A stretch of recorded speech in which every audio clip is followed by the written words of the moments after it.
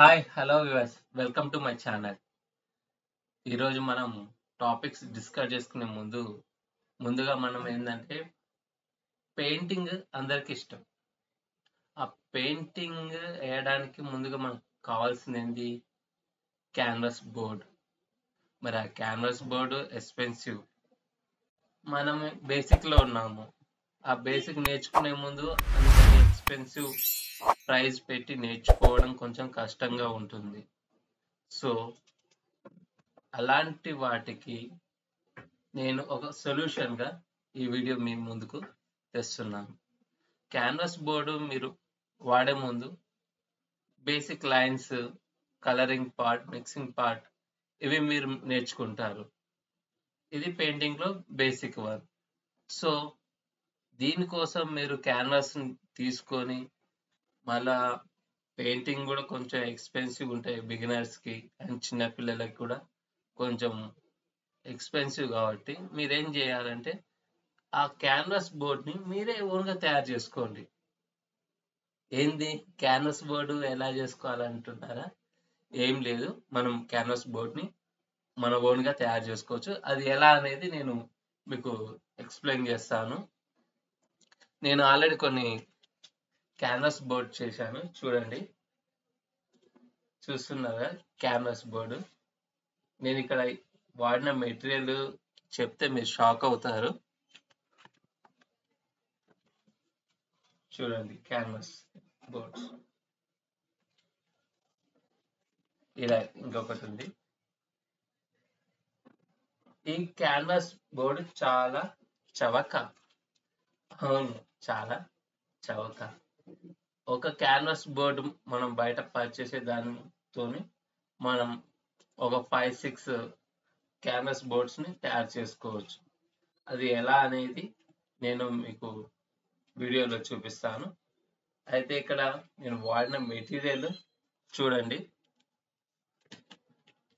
ఇది just cardboard. చూస్తున్నాగా మనం మామూలుగా ప్యాకింగ్కి వాడేటువంటి కార్డ్బోర్డ్. ఈ కార్డ్బోర్డు ఉపయోగించి నేను ఈ క్యాన్వాస్ బోర్డ్స్ని తయారు చేశాను. ఇది ఎలా చేశాను అనేది వీడియోలో చూపిస్తాను. ప్లీజ్ వీడియో చూసే ముందు ప్లీజ్ నా ఛానల్ని లైక్ చేయండి, షేర్ చేయండి అండ్ సబ్స్క్రైబ్ చేయడం మాత్రం మర్చిపోకండి. ఓకే, మనం ఇప్పుడు వీడియోలోకి వెళ్ళి ఈ క్యాన్వాస్ బోర్డ్ని ఎలా తయారు చేయాలనే ప్రాసెస్ని మీకు ముందుగా ఇక్కడ మనం కార్డ్బోర్డ్స్ని తీసుకుంటున్నాము. నాకు ఏ సైజులో క్యాన్వాస్ కావాలో ఆ సైజుకి సంబంధించిన కార్డ్బోర్డ్స్ని ఇలా కత్తిరించి పెట్టుకున్నాను. మీకు కావాల్సిన సైజులలో కార్డ్బోర్డ్స్ని ఇలా కత్తిరించి పెట్టుకోవచ్చు. ఇక్కడ నేను టైలరింగ్ సీజర్ని యూజ్ చేస్తున్నాను క్లాత్ కట్ చేయడానికి. అండ్ ఇక్కడ నేను ఫెవికాల్ గ్లూ యూజ్ చేస్తున్నాను. చూస్తున్నారా ఫెవికాల్ ఎంఆర్ ఇది. నెక్స్ట్ ఇక్కడ ఒకటి హార్డ్ బ్రష్ని యూజ్ చేస్తున్నాను. ఇక్కడ నేను క్యాన్వాస్కి యూజ్ చేసేవంటి క్లాత్ ఇది ఏందనేది నేను మీకు ముందు ఎక్స్ప్లెయిన్ చేస్తాను. ఇప్పుడు మనం ఫెవికాల్ని ఈ కార్డ్బోర్డ్ మీద గ్లూతో స్టిక్ చేసి ఈ పేపర్ని మనం స్టిక్ చేయాలి. అయితే ఈ యొక్క క్లాత్ అనేది పేపర్ లాగా ఉంటుంది, చూస్తున్నారు కదా. దీన్ని బకరం షీట్ అంటారు, బకరం క్లాత్ అని కూడా అంటారు. ఇది టైలరింగ్ వాళ్ళు ఎక్కువ యూజ్ చేస్తుంటారు. ఈ యొక్క షీట్ని మనం ఇక్కడ కార్డ్బోర్డ్ మీద ఫెవికాల్తోని నేను ఇక్కడ స్టిక్ చేయబోతున్నాను. ముందుగా ఫెవికాల్ని తీసుకొని ఈ కార్డ్బోర్డ్ పైన ముందుగా అప్లై చేయాలి. ఈ విధంగా నేను మొత్తం కార్డ్బోర్డు మీద మొత్తం ఈ ఫెవికాల్ని ఇట్లా స్ప్రెడ్ చేస్తున్నాను. ఏంటంటే గ్లూ అనేది మొత్తం బోర్డుకి స్ప్రెడ్ చేయడం వల్ల నెక్స్ట్ మనం స్టిక్ చేసేటువంటి పేపర్ అనేది మంచిగా స్ట్రాంగ్గా స్టిక్ అవుతుంది. మధ్యలో గ్యాప్స్ కానీ స్పేస్ అనేది రాకుండా ఉంటుంది. ఇక్కడ చూపించాను కదా, ఫస్ట్ ఈ హార్డ్ బ్రష్తోని ఈ విధంగా నేను ఫెవికాల్ మొత్తాన్ని ఇలా కార్డ్బోర్డ్ పైన స్ప్రెడ్ చేస్తున్నాను. ఎక్కువ కార్నర్స్లో మనం ముందుగా మంచిగా పెట్టుకోవాలి, లేకుంటే కార్నర్స్లో లీకేజ్ అనేది వస్తుంది. దానివల్ల పేపర్ అనేది సరిగ్గా కార్డ్బోర్డ్కి స్టిక్ కాదు. కాబట్టి ఫస్ట్ మనం ఎడ్జెస్ని మంచిగా గ్లూతోని నింపుకోవాలి. తర్వాత మధ్యలో ఉన్నటువంటి ఫెవికాల్ని కూడా మనం నీట్గా స్ప్రెడ్ చేయాలి. చూస్తున్నారు కదా ఇక్కడ వీడియోలో ఈ విధంగా బ్రష్ సహాయంతోనే నేను ఇక్కడ ఫెవికాల్ అనేది కార్డ్బోర్డ్ పైన మొత్తం స్ప్రెడ్ చేస్తున్నాను. కావాలంటే మీరు ఒకవేళ బ్రష్ లేకపోతే చేతితోని కూడా చేసుకోవచ్చు, ప్రాబ్లం ఏం కాదు. ఏంటంటే బ్రష్తో చేస్తే ఏంటంటే మనకి ఫింగర్స్కి టచ్ కాకుండా ఉంటుంది, కొద్దిగా నీట్గా స్ప్రెడ్ అవుతుంది అంతే. ఈ విధంగా స్ప్రెడ్ చేసినాక మనం ఈ బక్రం షీట్ని ఈ విధంగా స్టిక్ చేసుకోవాలి. చూస్తున్నారు కదా, ఈ విధంగా స్ప్రెడ్ చేసుకున్నాక మనం ఉన్నటువంటి ఎక్స్ట్రా ఫెవికాల్ క్లాత్ అది నెట్టెడ్ టైప్లో ఉంటుంది. ఆ నెట్టెడ్ టైప్ నుంచి ఒక ఫెవికాల్ వచ్చినా కానీ ఏం ప్రాబ్లం కాదు. ఏంటంటే మళ్ళీ నెక్స్ట్ మనం దానిపైన ఫెవికాల్ కోటింగ్ వేస్తాము. సో మీరు టెన్షన్ పడే అవసరం ఏం లేదు. ఈ విధంగా ఒకవేళ ఎక్స్ట్రా ఫెవికాల్ అయినా వస్తే దాన్ని బ్రష్ సహాయంతో ఇలా స్ప్రెడ్ చేయండి. తర్వాత దీన్ని రివర్స్లో ఇలా చేయండి. ఇక్కడ ఎక్స్ట్రా కనిపిస్తుంది కదా పీసెస్, ఈ ఎక్స్ట్రా క్లాత్ పీసెస్ని మనం కట్ చేసుకొని బ్యాక్ సైడ్ అనేది ఫోల్డ్ చేసుకోవాలి. అది ఏ విధంగా అనేది ఇప్పుడు నేను చూపిస్తాను. ఈ విధంగా కరెక్ట్గా మిడిల్లో ఉన్నాక కార్నర్స్ని ఈ విధంగా కత్తిరించుకోవాలి. ఒక బాక్స్ టైప్లో కార్నర్లో ఒక బాక్స్ టైప్లో మనం కత్తిరించుకోవాలి. చూస్తున్నారుగా బాక్స్ షేప్లలో మనం కార్నర్లో కటింగ్ చేసుకున్నాము. ఈ విధంగా అన్ని ఎడ్జెస్లలో సిజర్ సాయంతో నీట్గా వచ్చేటట్టు ఈ విధంగా కత్తిరించుకోవాలి. ఇక్కడ నేను టైలరింగ్ సీజర్ యూజ్ చేస్తున్నాను, ఎందుకంటే ఇది క్లాత్ కాబట్టి నీట్గా కటింగ్ కావాలి, అందుకోసమని. నార్మల్ సీజర్ యూజ్ చేయొచ్చు, బట్ ఏంటంటే కటింగ్ అప్పుడు కొంచెం ప్రాబ్లం వస్తుంది. ఒకవేళ మీ దగ్గర పర్ఫెక్ట్ సీజర్ ఉంటే నో ప్రాబ్లం. ఈ విధంగా కట్ చేసుకున్నాక ఈ కార్నర్స్లో మనం ఏం చేయాలంటే గ్లూని అప్లై చేయాలి. కార్నర్లో మళ్ళీ మనం గ్లూని అప్లై చేయాలి. ఈ విధంగా అన్ని వైపులా గ్లూని స్ప్రెడ్ చేయాలి. ఈ విధంగా మళ్ళీ బ్రష్ సాయంతో నేను ఈ గ్లూని మొత్తం కార్డ్బోర్డ్కి స్ప్రెడ్ చేస్తున్నాను. ఈ విధంగా స్ప్రెడ్ చేసినాక ఈ ఎక్స్ట్రా బక్రం షీట్ ఏదైతే ఉందో క్లాత్, దాన్ని బ్యాక్ సైడ్ ఫోల్డ్ చేసుకోవాలి. ఈ విధంగా లైట్గా ఒకసారి ప్రెస్ చేస్తే అది స్టిక్ అయిపోతుంది. ఈ విధంగా ఒక సైడ్ చేసాం కదా, సేమ్ ప్రాసెస్ని స్టెప్ బై స్టెప్ మనం అన్ని వైపులా స్టిక్ చేసుకోవాలి. ఫస్ట్ ఆపోజిట్ డైరెక్షన్లో స్టిక్ చేసుకోవాలి. ఆపోజిట్ డైరెక్షన్లో స్టిక్ చేసుకుంటే ఏంటంటే ప్రాపర్గా ఒక ఫోల్డింగ్ అనేది వస్తుంది. తర్వాత అది ఓపెన్ కాకుండా గట్టిగా ఉంటుంది. సో ఎప్పుడైతే మనం ఒక సైడ్లో స్టిక్ చేస్తామో దానికి ఆపోజిట్ సైడ్లలో దీన్ని స్టిక్ చేసుకోవాలి. ఈ విధంగా 4 సైడ్స్ మనం ఎక్స్ట్రా ఉన్నటువంటి బక్రం షీట్ని బ్యాక్ సైడ్ స్టిక్ చేసుకోవడం జరుగుతుంది.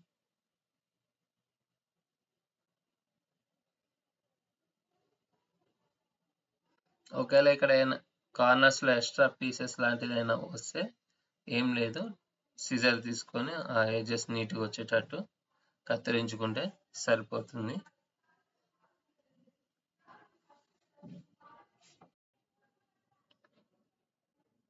ఈ విధంగా మనం షీట్ బ్యాక్ సైడ్ స్టిక్ చేసుకున్నాక ఫ్రంట్ సైడ్లో కూడా మనం కొంచెం గ్లూని అప్లై చేసుకోవాలి. ఇలా గ్లూని అప్లై చేయడం వల్ల షీట్ అనేది కొంచెం థిక్నెస్ వస్తుంది, కలర్ కూడా మంచిగా స్ప్రెడ్ అవ్వడం అనేది కూడా మనకి బాగుంటుంది. ఈ విధంగా మళ్ళీ ఒకసారి మనం గ్లూని అప్లై చేసుకొని హార్డ్ బ్రష్తో ఈ విధంగా మొత్తం నీట్గా స్ప్రెడ్ చేసుకోవాలి.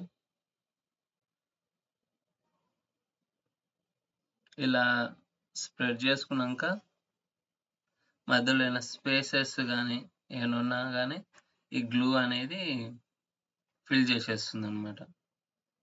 ఫస్ట్ మనం కార్డ్బోర్డ్ మీద గ్లూ అప్లై చేసి బక్రమ్ షీట్ని స్టిక్ చేసాం కదా, మధ్యలో ఏమైనా స్పేస్ వచ్చినా మధ్యలో ఖాళీ ప్లేస్ ఉన్నా కానీ మళ్ళీ మనం సెకండ్ కోటింగ్లో వేస్తున్నాం కదా ఫెవికాల్, అప్పుడు ఏంటంటే ఆ హోల్స్ ఏమైనా ఉన్నా కానీ స్పేస్ ఉన్నా కానీ అది ఏంటంటే ఫెవికాల్తో మొత్తం క్లియర్ అయిపోతుంది. ఈ విధంగా నీట్గా ఫెవికాల్ కానీ షీట్ పైన స్ప్రెడ్ చేసుకొని ఈ విధంగా చేయాలి. ఒకవేళ ఇన్ కేస్ మీరు అనే బ్రష్ మూమెంట్ కొంచెం హార్డ్గా అనిపిస్తే ఇందులో కొంచెం వాటర్ని యాడ్ చేయొచ్చు. కొంచెం ఇట్లా వాటర్ యాడ్ చేయడం వల్ల జస్ట్ ఎక్కువ చేయొద్దు, జస్ట్ బ్రష్ అనేది గట్టిగా కాకుండా స్మూత్గా మూమెంట్ రావడం కోసం కొంచెం వాటర్ యాడ్ చేసి ఫెవికాల్తో ఇలా స్ప్రెడ్ చేయాలి. మళ్ళీ మీకు డౌట్ వస్తుంది కదా, ఫెవికాల్తో ఇలా చేస్తుంటే బ్రష్ మూవ్ కావట్లేదు, గట్టిగా అయింది. అలా అవ్వకుండా ఉండాలంటే ఈ విధంగా కొంచెం వాటర్లో బ్రష్ని కొంచెం డిప్ చేసి కొంచెం స్మూత్గా అవుతుంది కదా, మళ్ళీ తర్వాత కంటిన్యూగా మనం ఫెవికాల్ని ఈ విధంగా స్ప్రెడ్ చేసి ఎక్కడైతే హోల్స్ అవి ఉన్నాయో అవన్నీ లేకుండా నీట్గా మనం ఈ విధంగా గ్లూని అప్లై చేయాలి.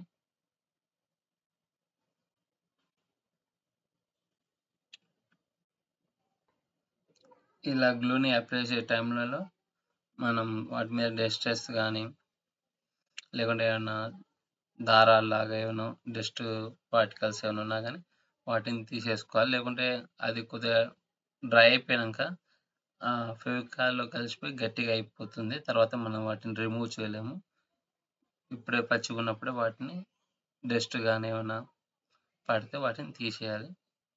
ఈ విధంగా మనం ఫెవికాల్ కోటింగ్ని అప్లై చేసుకున్నాక ఇది ఆరడానికి కొంచెం మనం ఎండలో పెట్టుకుంటే తొందరగా డ్రై అవుతుంది. చూస్తుండగా నేను ఇక 3 కార్డ్బోర్డ్స్కి బక్రమ్ షీట్ని ప్లస్ ఫెవికాల్ కోటింగ్ అప్లై చేసి ఈ విధంగా ఎండలో కొద్దిసేపు పెట్టాను డ్రై అవ్వడం కోసం. ఇలా కొద్దిసేపు ఎండలో పెడితే ఏంటంటే కొంచెం తొందరగా మనకి డ్రై అవుతుంది. చూస్తుండగా స్టిక్కింగ్ కూడా ఎక్కువ కావడం లేదు. సో ఇది ఆల్మోస్ట్ డ్రై అయిపోయింది. ఇప్పుడు డ్రై అయిపోయినటువంటి కార్డ్బోర్డ్స్ని మన క్యాన్వాస్ బోర్డుని తీసుకోవాలి. ఇక్కడ నేను వైట్ కలర్ ఫ్యాబ్రిక్ పెయింట్ని యూజ్ చేస్తున్నా. Acrylic colours or fabric colours ఏదైనా యూజ్ చేయొచ్చు. నేను ఇక్కడ యాక్రిలిక్ కలర్ వైట్ కలర్ని యూజ్ చేస్తున్నాను. మన చేసినటువంటి కార్డ్బోర్డ్స్కి నేను ఇక్కడ వైట్ పెయింట్ని అప్లై చేస్తాను. చూడండి, ఫస్ట్ నేను ఒక షీట్ తీసుకుంటున్నాను. ఈ షీట్ పైన నేను ఇక్కడ వైట్ కలర్ పెయింట్ని అప్లై చేస్తాను, బేసిక్ కోట్ లెక్క. సో ఇక్కడ నేను క్యాన్వాస్లో వైట్ బేసిక్గా ఉంటుంది కాబట్టి నేను ఇక్కడ వైట్ యూజ్ చేస్తున్నాను. ఇన్ కేసు మీరు బ్యాక్గ్రౌండ్ డార్క్ కలర్ యూజ్ చేస్తున్నాను అని అనుకుంటే డార్క్ కలర్ అయినా మీరు వాడుకోవచ్చు. ఇక్కడ నాకు వైట్ క్యాన్వాస్ బోర్డు కావాలి. సో వైట్ బోర్డు కాబట్టి నేను ఇక్కడ ప్రైమరీ కోటింగ్ లెక్క నేను ఇక్కడ వైట్ పెయింట్ తీసుకుంటున్నాను. సేమ్ మనం ఇంతకుముందు ఫెవికాల్ని ఎలా అయితే అప్లై చేసామో ఆ విధంగానే సేమ్ ఫ్యాబ్రిక్ పెయింట్ని కూడా మనం ఇక్కడ అప్లై చేస్తున్నాం. ఇలా వైట్ పెయింట్ని స్టెప్ బై స్టెప్ ఒక కార్నర్ నుంచి ఇంకొక కార్నర్కి వచ్చేటట్టుగా పెయింటింగ్ వేసుకోవాలి. ఫస్ట్ బార్డర్స్కి వేసుకోవడం బెస్ట్, ఏంటంటే బార్డర్స్ దగ్గరనే మనకి ఎక్కువ మిస్టేక్ అవుతుంది కాబట్టి ఫస్ట్ బార్డర్స్ని కవర్ చేసుకోవాలి పెయింట్తో. ఈ విధంగా నేను ఫస్ట్ కార్నర్స్లో పెయింట్‌ని అప్లై చేసి ఈ కార్నర్స్‌ని ఫస్ట్ నేను ఫిలప్ చేసుకుంటాను. సో, లాస్ట్‌కి ఏంటంటే మధ్యలో మనం కలర్ ఫిల్ చేసుకోవడం కూడా కొంచెం ఈజీ అవుతుంది. ఈ విధంగా కార్నర్స్‌లలో మనం ఫస్ట్ పెయింట్‌ని అప్లై చేసుకోవాలి. ఒకవేళ బ్రష్ ఇక్కడ కూడా మీకు కొంచెం హార్డ్‌గా అనిపిస్తే కొంచెం లిటిల్ బిట్ వాటర్ బ్రష్‌ని కొంచెం డిప్ చేసి కొంచెం స్మూత్ అయినాక మళ్ళా పెయింటింగ్ అనేది చేయొచ్చు. ఈ విధంగా మనం వైట్ పెయింట్ అనేది క్యాన్వాస్ బోర్డ్‌కి మొత్తం అప్లై అయ్యేటట్టుగా చూసుకోవాలి. బయట మనం క్యాన్వాస్ బోర్డ్ తెచ్చుకొని దాని మీద పెయింటింగ్ ప్రాక్టీసింగ్ అనేది చాలా టైం పడుతుంది. ఇంకోటి ఏందంటే కొంచెం ఎక్స్‌పెన్సివ్ కూడా. ఇంట్లో ఎక్కువ శాతం పిల్లలకి పేరెంట్స్ ఇవ్వడానికి ఎక్కువ ఇంట్రెస్ట్ చూపించరు. అదేదో మీరే ఓన్‌గా క్యాన్వాస్ చేసుకున్నారనుకో, బేసిక్ లెవెల్‌లో మీరు పెయింటింగ్ అనేది ప్రాక్టీసింగ్ అవుతుంది. అట్లనే మీకు ఐడియా కూడా వస్తుంది. ఏ విధంగా క్యాన్వాస్‌ని తయారు చేస్తారనేది కూడా మీకు ఒక ఐడియా వస్తుంది. ఇప్పుడంటే రెడీమేడ్‌గా వచ్చేస్తున్నాయి క్యాన్వాస్ బోర్డ్. ఒకప్పుడు ఈ విధంగానే స్టెప్ బై స్టెప్ చేసుకునేవాళ్ళనమాట. బక్రమ్ షీట్‌ని తెచ్చుకునేటోళ్ళు. మార్కింగ్ క్లాత్ అని ఇంగ్లీష్‌లో ఉంటది. ఆ క్లాత్ తెచ్చుకొని దానిపైన ఇట్లా లేయర్‌గా ఫెవికాల్ కోటింగ్, తర్వాత ప్రైమర్ కోటింగ్ ఏసుకొని అప్పుడు స్ట్రాంగ్ అయినటువంటి క్లాతే మనకి క్యాన్వాస్ క్లాత్. దాన్ని ఒక బోర్డ్‌కి పెట్టుకోవడం వల్ల క్యాన్వాస్ బోర్డ్ అయిపోతుంది. ఇది మామూలుగా మనం చిన్న చిన్నవి ప్రాక్టీసింగ్‌కి వాడుతుంటాం కాబట్టి, మన దగ్గర ఉన్నటువంటి చిన్న చిన్న కార్డ్‌బోర్డ్స్ పైన కూడా మనం ఈ విధంగా చేసుకోవచ్చు. ఈ బక్రమ్ షీట్ వచ్చి ₹40 మీటర్ అలా ఉంటుంది. చాలా పెద్దగా ఉంటుంది. నాకు తెలిసి ఒక మీటర్‌లో పెద్ద బోర్డ్స్ 4 అయితాయి. ఇప్పుడు నేను చేసినటువంటి సైజులో అయితే ఒక 10 వరకు చేసుకోవచ్చు. పెద్ద సైజులలో. A3 సైజులలో ఒక 10 వరకు వస్తాయి మనకి. అదే బయట మనం ఒక క్యాన్వాస్ బోర్డే మనకి 200 ప్లస్ ఉంటుంది. ప్రైస్ ఉంటుంది. సో, ఇలా ఇంట్లోనే క్యాన్వాస్ షీట్ చేసుకోవడం వల్ల మనకు ప్రాక్టీసింగ్ అండ్ లో ప్రైస్‌లో కూడా ఉంటుంది. ఓకే ఫ్రెండ్స్, మన హోమ్‌మేడ్ క్యాన్వాస్ బోర్డ్ అనేది రెడీ అయిపోయింది. చూస్తున్నారు కదా, ఇంట్లోనే మనం వేస్టేజ్ కార్డ్‌బోర్డ్‌తోని మనం క్యాన్వాస్ బోర్డ్‌ని తయారు చేసుకున్నాం. ఈ వీడియో మీకు ఎలా అనిపించింది? క్యాన్వాస్ బోర్డ్‌ని మనం బయట పర్చేస్ చేయకుండా ఇంట్లోనే మన దగ్గర ఉన్నటువంటి మెటీరియల్‌తోని క్యాన్వాస్ బోర్డ్‌ని ఏ విధంగా తయారు చేయాలో అనేది నేను మీకు ఇప్పుడు చూపించడం జరిగింది. ఈ వీడియో మీకు నచ్చితే please like, share and subscribe చేయడం మాత్రం మర్చిపోకండి. Thank you for watching.